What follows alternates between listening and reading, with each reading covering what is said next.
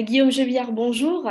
Merci d'avoir accepté d'intervenir dans le cadre de ce 26e colloque consacré aux inégalités sociales et territoriales de santé. Alors, avant de rentrer dans le vif du sujet, j'ai tout d'abord envie de vous poser une première question toute simple. Qu'est-ce que l'IRDES finalement et quels sont ses axes de travail, ses spécificités? On vous connaît peut-être assez mal. Bien, bonjour, merci pour l'invitation. Donc l'IRDES, c'est un groupement d'intérêt public, un GIP, qui est financé par plusieurs partenaires publics, mais majoritairement par l'assurance maladie. Donc ça signifie Institut de recherche et de documentation en économie de la santé. Donc on mène des études et des recherches qui ont une vocation à éclairer le débat et la politique publique sur le système de santé. Donc, on est un institut de recherche avec des chercheurs de différents horizons et disciplines. On a des économistes, évidemment, des sociologues, des géographes, des statisticiens, des médecins. Et on mène différentes études, à la fois avec un regard national et quantitatif, mais aussi plus qualitatif, autour de trois axes principaux de recherche. Un axe qui est plutôt autour de l'offre de soins et l'accessibilité aux soins, dans lequel je m'inscris avec mes collègues dans les travaux que je vais vous présenter. Un Mhm. axe qui est plutôt centré sur la population, et donc autour d'enquêtes pour comprendre le recours aux soins notamment, et puis un axe sur le handicap et la dépendance notamment. Voilà, donc on produit tout un tas de travaux sur ces thématiques, pardon. Je peux vous donner quelques exemples, si vous voulez, de travaux récents. Oui. Donc, par exemple, on a travaillé sur des collègues sur le maintien dans l'emploi suite à une sclérose en plaques, au fait, la répartition territoriale des infirmières libérales et à l'effet de la régulation de l'installation. On a regardé, il y a aussi une enquête assez innovante, premier pas sur les personnes sans titre de séjour et leur recours aux soins, et puis aussi des travaux un peu plus originaux qui visent, par exemple, à partir de données administratives, à repérer les usagers de fauteuils roulants. Voilà quelques exemples récents de travaux qui sont menés. Et alors justement, vous êtes géographe de santé. Qu'est-ce qu'il faut mettre derrière et à quoi elles servent toutes ces recherches concrètement? Alors, c'est une bonne question, un peu difficile. Alors, le géographe, il y a le géographe et le géographe de la santé. Le géographe, pour faire très simple, il s'agit de comprendre comment est organisé l'espace, le territoire et comment il évolue dans le temps avec différents angles d'attaque selon les géographes. Donc, le mien et celui de mes collègues, c'est celui de la santé. Et dans la santé, il y a encore plusieurs angles d'attaque possibles. On peut s'intéresser aux maladies, on peut s'intéresser à la population, on peut s'intéresser au système de soins. Donc, moi, je m'intéresse plus à ce dernier sujet, donc le système de soins, avec un objectif qui est triple, en fait. D'abord, autour de la thématique donc de l'accessibilité aux soins et de comprendre les inégalités territoriales d'offre de soins. L'objectif, il est triple, c'est d'abord de décrire, c'est la première étape, mais indispensable, décrire les inégalités territoriales et leur évolution dans le temps. On s'intéresse aux médecins généralistes, aux infirmières, aux kinés, aux sages-femmes, etc., aux établissements de santé. Donc ça, c'est un premier temps qui vise à bien décrire pour mieux comprendre. Le deuxième temps, c'est celui de comprendre, donc de voir qu'est-ce qui explique, quels sont les facteurs explicatifs de ces inégalités territoriales.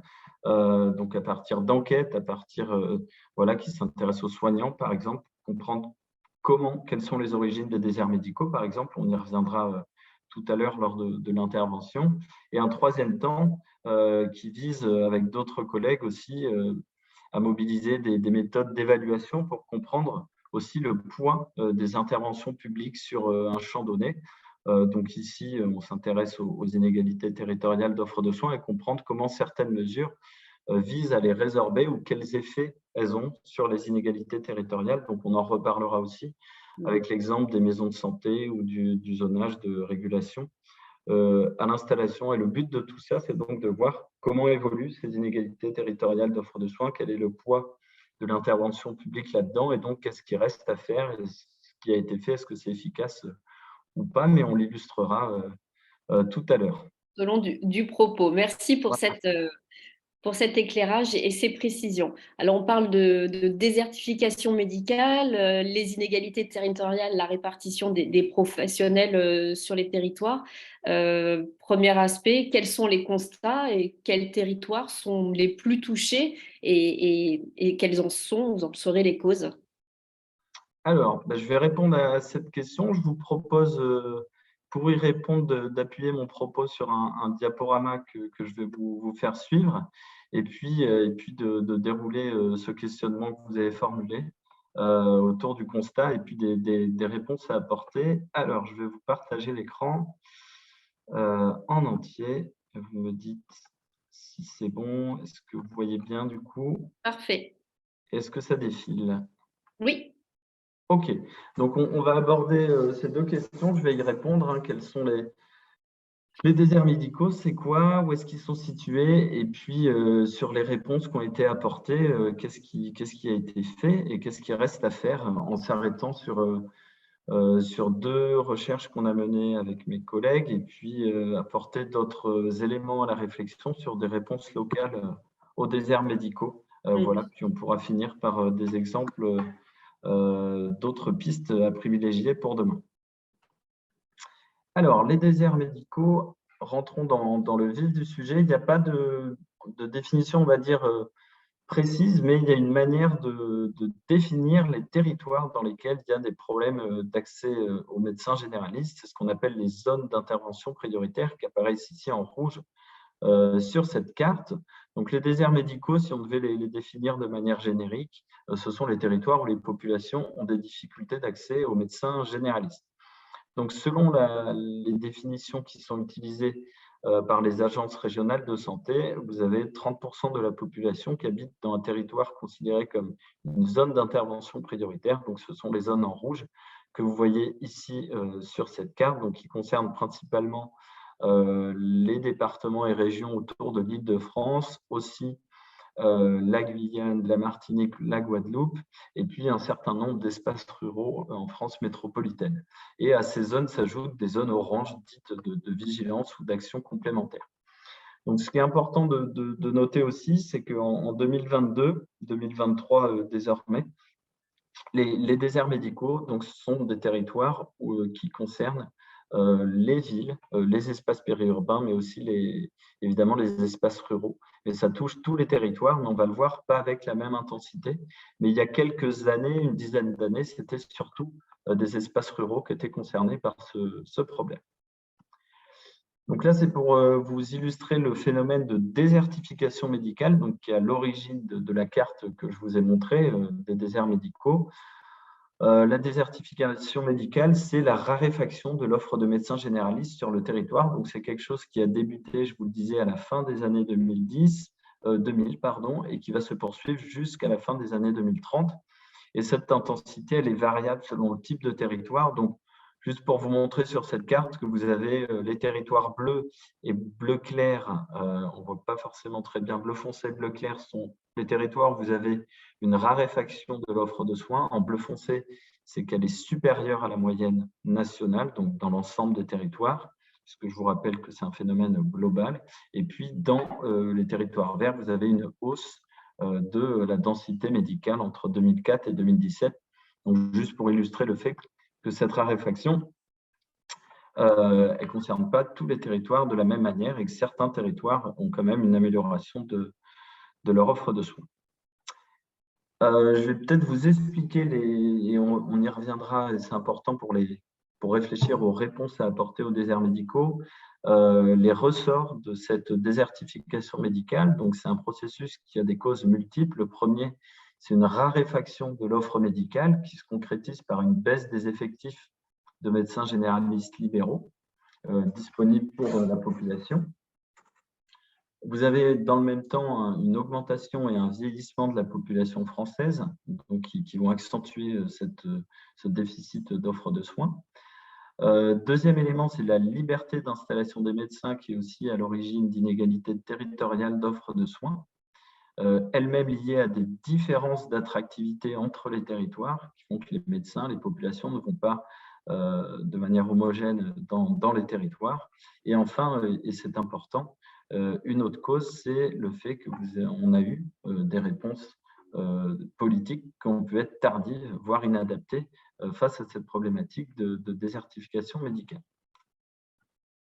Donc, une chose importante à comprendre, puisqu'on parle de liberté d'installation des médecins généralistes, c'est de savoir qu'est-ce qui joue quand ils s'installent dans un territoire donné, les médecins généralistes. Donc ça, c'est les résultats d'une enquête qui a été faite sur un panel de médecins généralistes qui est publié par la DRES, et qui, sur un échantillon de médecins à qui on a posé cette question, parmi d'autres, qu'est-ce qui joue, qu'est-ce qui a joué quand vous vous êtes installé dans votre territoire? Et donc, il y a 4 choses que vous devez voir. La première, c'est le creux dans ces diagrammes. C'est ce qui joue le moins, c'est les aides logistiques ou financières à l'installation. C'est vraiment ce qui est le moins plébiscité en moyenne par les médecins généralistes, quel que soit leur âge. Ça ne veut pas dire que ça ne joue pas, mais c'est ce qui joue le moins comparé à d'autres déterminants. Et les déterminants qui, eux, ressortent le plus, et en particulier chez les jeunes médecins, c'est la possibilité d'exercer dans un cabinet de groupe ou un cabinet de groupe pluriprofessionnel. C'est les facilités pour la famille en termes de travail du conjoint, de services dans le territoire, d'école des enfants, etc. Et c'est important aussi, on y reviendra, la proximité géographique par rapport aux attaches familiales. Donc voilà ces 3 déterminants qui jouent le plus dans l'installation des médecins dans des territoires donnés. Cette diapo un peu dense, mais on va la décomposer par la suite avec 2 temps. C'est pour vous montrer les réponses qui ont été déployées pour lutter contre les déserts médicaux, mais plus largement pour améliorer l'accessibilité aux soins, les réponses qui ont été déployées par l'État, l'assurance maladie et les collectivités locales depuis 2005. Donc déjà, retenez que vous avez 3 acteurs au moins qui interviennent sur cette problématique avec des compétences, on va y venir, différentes. Donc, il y a eu 3 types de réponses. La première réponse, c'est d'augmenter les effectifs globaux de médecins. Donc, c'est passé par l'augmentation du nombre d'étudiants formés en médecine, l'augmentation du numerus clausus, puis sa suppression. Un autre moyen, c'est aussi de recourir à des médecins qui sont déjà formés, donc diplômés à l'étranger. Deuxième famille de réponses pour améliorer l'accessibilité aux soins, il s'agit d'attirer et de maintenir des médecins généralistes dans les déserts médicaux pour, au total, améliorer la répartition géographique des médecins généralistes. Donc, c'est passé par 2 politiques principalement, des incitations financières et puis l'amélioration des conditions d'exercice au travers des maisons de santé, exemple sur lequel on reviendra tout à l'heure. Troisième famille de réponses, il s'agit d'augmenter le temps médical et de réorganiser les services et donc d'acter qu'on a moins de médecins mais qu'il faut produire plus de soins et donc de se réorganiser avec ces contraintes. Donc c'est un certain nombre d'expérimentations qui ont eu lieu, qui ont pu être généralisées. Les infirmières azalées en binôme avec des médecins, les infirmières de pratique avancée, les assistants médicaux, l'exercice coordonné en maison de santé, les communautés professionnelles territoriales de santé. Toutes ces innovations, réorganisation des services qui visent et à libérer du temps médical et à améliorer dans les territoires l'accessibilité aux soins.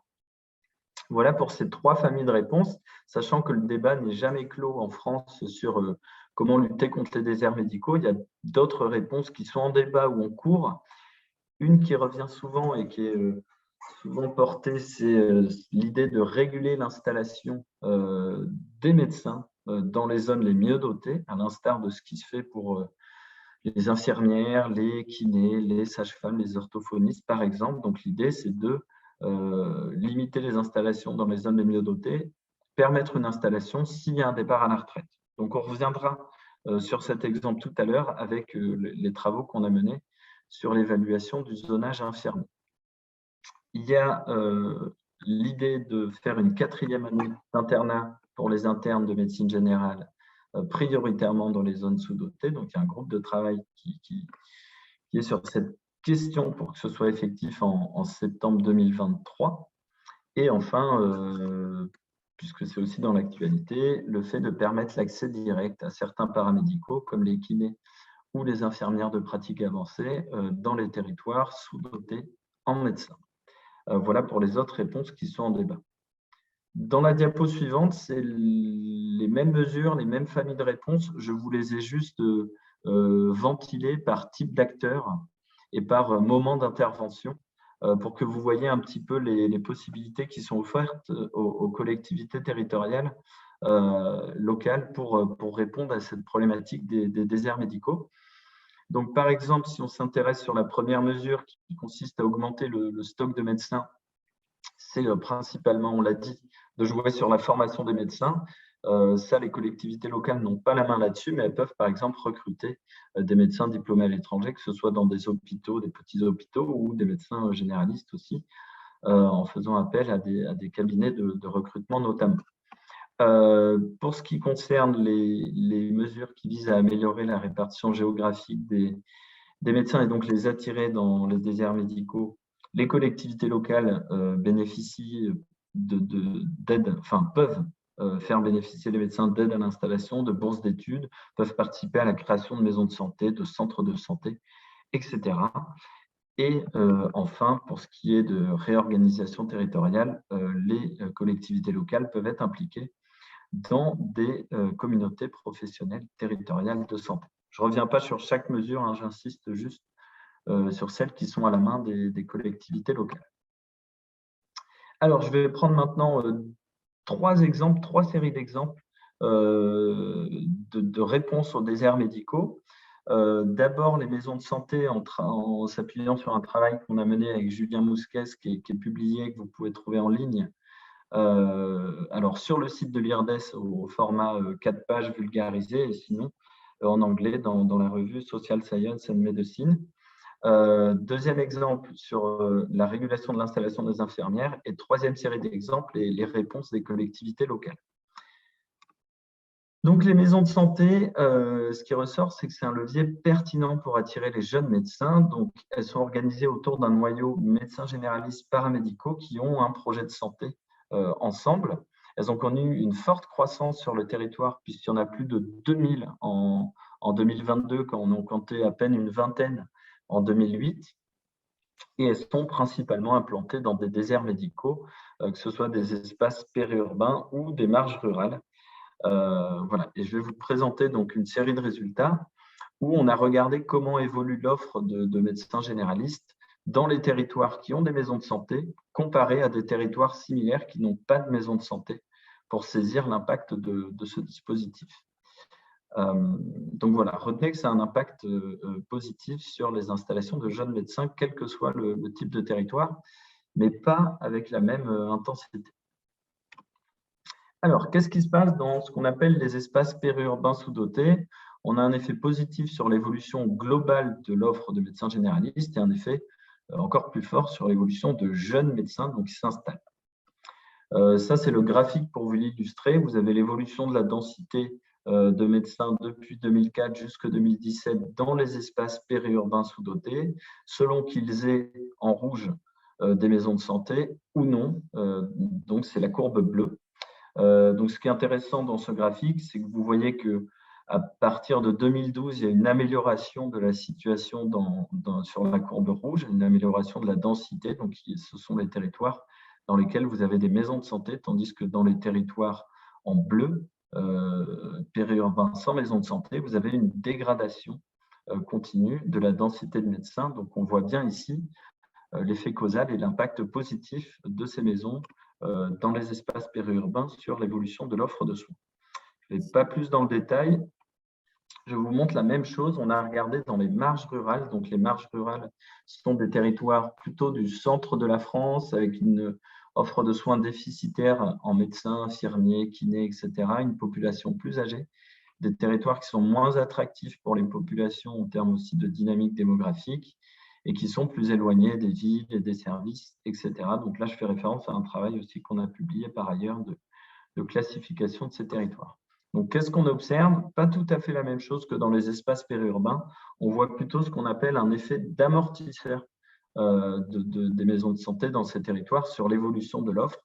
C'est-à-dire qu'on voit qu'il y a une décroissance de la densité de médecins dans les marges rurales, qu'elles aient ou non une maison de santé, mais que la situation, la dégradation est moindre, et significativement moindre, dans les marges rurales avec maison de santé. Donc là, c'est au global, densité globale de médecins. Et quand on regarde juste les jeunes médecins de moins de 40 ans, on voit que là, vous avez une évolution plus positive de la densité de jeunes médecins dans les marges rurales avec maison de santé, ce qui témoigne bien et de leur attractivité auprès des jeunes médecins et de leur rôle structurant en termes d'installation dans les territoires. Donc, retenez de ces deux slides que les maisons de santé n'ont pas le même effet selon le type de territoire, mais qu'elles ont quand même un fort effet sur les installations de jeunes médecins, y compris dans les marges rurales peu attractives. On passe à un deuxième exemple, le zonage infirmier, des travaux qu'on a menés avec Fanny Duchesne. Donc, il s'agit de voir quels ont été les effets produits par le zonage infirmier. Donc, quelques éléments de contexte.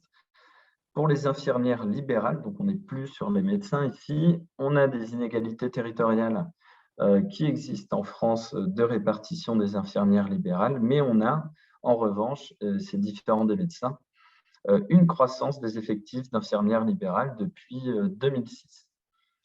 Et depuis 2012, les syndicats d'infirmières libérales et l'assurance maladie se sont mis d'accord pour mettre en place un zonage pour l'installation des infirmières libérales en contrepartie d'aide à l'installation des infirmières libérales dans les zones sous-dotées. Et donc, ce zonage, le principe, c'est de limiter les installations dans les zones surdotées en infirmières, qui sont ici en rouge sur les cartes, pardon, c'est en bleu, et d'inciter les installations dans les zones sous-dotées en infirmières libérales qui apparaissent ici en rouge. Donc, il y a une petite coquille sur la diapo. C'est sous-doté en rouge et surdoté en bleu. Et donc, on a cherché à voir quel est l'impact de ce zonage sur les installations et celui des aides financières sur les installations d'infirmières en utilisant grosso modo la même méthode que précédemment. On compare l'évolution de la densité de jeunes infirmières dans les territoires mieux dotés en bleu foncé versus des territoires similaires qu'on est allé attraper dans les territoires gris, des jumeaux donc territoriaux. Et puis, on a fait la même chose, comparer l'évolution de la densité d'infirmières dans les territoires rouges versus des territoires témoins qui leur ressemblent pour voir l'impact des incitations financières. Donc, qu'est-ce qu'on voit? On voit, et c'est le graphique en haut, vous avez la courbe du temps en bas de 2006 à 2016. En 2012, c'est les pointillés au milieu qui vous montrent la mise en œuvre du zonage infirmier. Qu'est-ce qu'on voit? On voit que dans les zones surdotées, en rouge, vous avez une augmentation de la densité jusqu'en 2012, puis elle se tasse et décroît, la densité totale d'infirmières.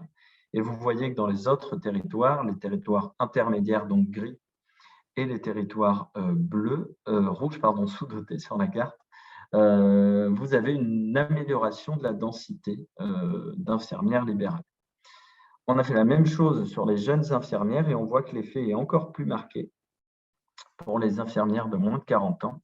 Vous avez une décroissance beaucoup plus forte de cette densité qui est un peu un marqueur des installations dans les territoires les mieux dotés et une croissance de cette densité dans les espaces intermédiaires et sous-dotés, avec à terme, en 2016, vous le voyez, une convergence dans les comportements d'installation des jeunes infirmières libérales, quel que soit le type de territoire. Donc, ce que vous devez retenir de ces deux graphiques, c'est que le zonage infirmier fonctionne dans la mesure où il permet de limiter les installations dans les zones les mieux dotées en infirmières libérales. En revanche, il n'y a pas d'évolution plus favorable dans les zones sous-dotées que dans celles intermédiaires, mais somme toute, du fait du zonage qui capte les installations dans les zones les mieux dotées, vous avez une convergence entre les territoires en termes d'offres de soins et une diminution des inégalités territoriales. Voilà ce que nous apprend l'exemple des infirmières libérales.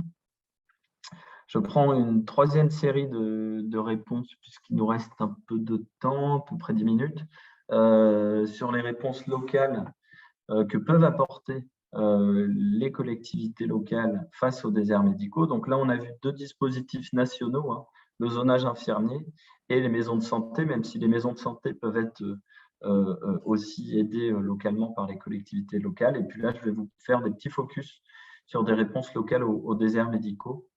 Voilà. Donc, par exemple, ça, on y reviendra dans le Lot.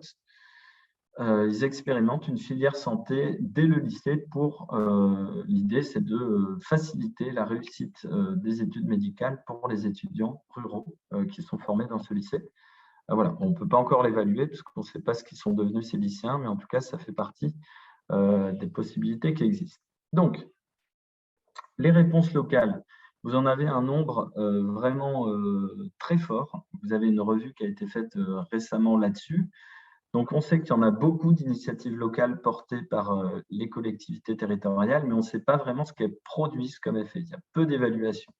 Donc, sans être exhaustif, je vous présente quelques initiatives de départements ici, puis d'interco après. Donc, en Saône-et-Loire, par exemple, ils salarient des médecins généralistes par le conseil départemental qui vont travailler dans différents centres de santé. L'Aveyron, j'y reviendrai, il y a des interventions groupées qui sont intéressantes. Dans le Lot-et-Garonne, ils ont mis en place une charte de non-concurrence entre communes pour attirer des médecins. Donc, les communes s'engagent à offrir toutes les mêmes aides à l'installation pour les médecins. Et vous avez le département de la Nièvre, par exemple, qui a fait une maison des internes. Je reviens ici sur les intercommunalités qui peuvent évidemment se saisir de cette question. Elles peuvent fournir des aides à l'installation, participer à la construction de maisons de santé, de centres de santé, de cabines de téléconsultation, recruter des médecins diplômés à l'étranger, aider les internes à se loger, etc., etc., avec parfois aussi des concurrences entre interco ou entre communes. Je vous présente ici rapidement quelques initiatives qui me semblaient intéressantes de porter à votre connaissance. Qui visent pour celle-ci à loger les internes ou faciliter les installations. Donc, par exemple, à Montreuil, ils ont fait un partenariat avec un bailleur social pour faciliter l'accès à des loyers modérés pour l'installation de soignants. À Cherbourg, en Cotentin, avec la communauté d'Aglo, ils ont le projet de faire un nouvel internat pour accueillir et faciliter l'hébergement des internes. À Valence, ils ont réalisé des colocations, faciliter des colocations avec des loyers préférentiels pour les internes. À Aubenas, ils ont fait une maison des internes avec le soutien de 3 communautés de communes et du centre hospitalier.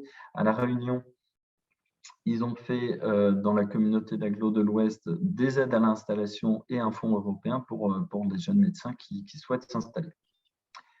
Je fais un petit focus sur l'Aveyron avant de finir et de conclure. Donc l'Aveyron, ce qui est intéressant, c'est que vous avez des interventions qui s'additionnent, des interventions groupées. Donc depuis 2015, le conseil départemental déploie le dispositif Accueil médecin Aveyron qui cible donc les internes de médecine générale, les remplaçants et les jeunes installés. Donc ça passe concrètement par un site internet dédié qui sert de guichet central. Vous avez en plus de ça des aides au logement ou au transport qui sont bien présentes et sur lesquelles on trouve de la documentation. Il propose aussi un week-end découverte du territoire, que ce soit la nature, la gastronomie, la culture, donc pour ces populations cibles. Vous avez dans le même temps une intervention des médecins et de la faculté, puisqu'ils ont augmenté le maillage en maîtres de stage universitaires. Ils en avaient une quinzaine, ils en ont près de 40 désormais. Vous avez les intercos et les communes qui peuvent évidemment aussi agir et s'additionner à ces actions via la création de maisons de santé, de pôles de santé, via des aides à l'installation, prêts de locaux, etc. Et puis, vous avez aussi des mesures nationales qui peuvent bénéficier notamment des zonages d'aménagement du territoire qui profitent au territoire de l'Aveyron, comme le zonage de revitalisation rurale ou les zones d'intervention prioritaire dont on a parlé au tout début. Voilà, on n'a pas d'évaluation globale de ces interventions, mais on a des interventions. Il y a déjà des synergies entre acteurs et des interventions groupées. Voilà, donc si je devais résumer mon intervention et les messages clés à retenir pour améliorer l'accessibilité aux soins demain, il n'y a pas de réponse unique ou miraculeuse contre les déserts médicaux. D'abord, j'ai essayé de vous l'illustrer à partir de ces différents exemples. Il y a beaucoup de choses qui ont été faites, mais tout n'a pas été évalué. Donc, il y a aussi un premier temps, en tout cas un prochain temps, qui consiste à poursuivre les évaluations, à l'instar de ce qui a été fait pour les maisons de santé ou le zonage infirmier, pour saisir vraiment qu'est-ce qui fonctionne et qu'est-ce qui fonctionne moins bien, que ce soit au niveau national, mais aussi local. Il faut continuer de déployer des réponses de court, moyen et long terme. Donc, court terme, on en a parlé, c'est ce qui vise à réorganiser les services, les frontières entre les professionnels de santé, etc. Donc, ce sont des leviers rapides et puissants pour libérer du temps médical. À moyen terme, de réfléchir aussi à la formation des médecins, par exemple en les exposant davantage durant leurs études aux déserts médicaux, donc en facilitant les stages dans ces territoires, par exemple.